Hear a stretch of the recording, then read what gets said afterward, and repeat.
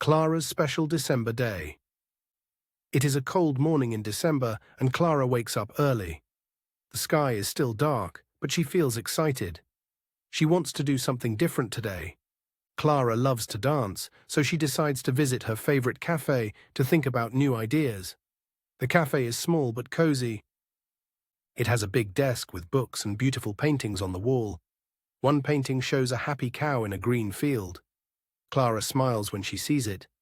She orders a cup of coffee with fresh cream. The coffee smells delicious, and Clara feels warm as she drinks it.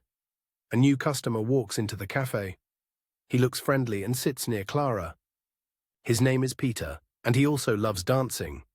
He tells Clara that he is a professional dancer. They talk about their dreams and hobbies. Peter says, "I want to create a big dance show one day. It will include music, lights, and even stories from different cultures." Clara says, "That sounds amazing. I dream of being a famous dancer too." Peter smiles and says, "Let's practice together. But first, let's go outside and dance in the snow." Clara laughs and says, "That sounds fun, but also a little dangerous." Peter convinces Clara, and they step outside. The snow is falling softly, and the street looks magical. They start dancing together. People stop to watch. A little girl says, "Mom, look. That lady looks like a princess." Clara feels happy and free. After their dance, Peter suggests, "How about we meet for a date next week? We can talk more about our dreams." Clara blushes and says, "I'd like that." Later that evening, Clara goes home and tells her dad about her adventure.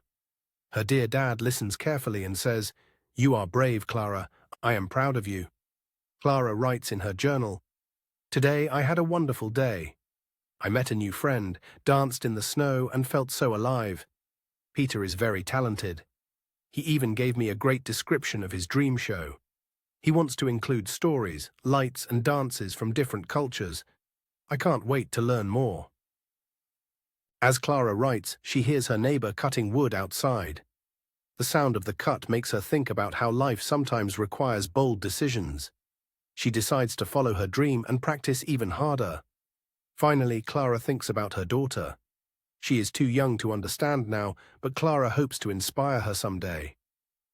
She smiles, knowing that every step she takes is for her future and her family.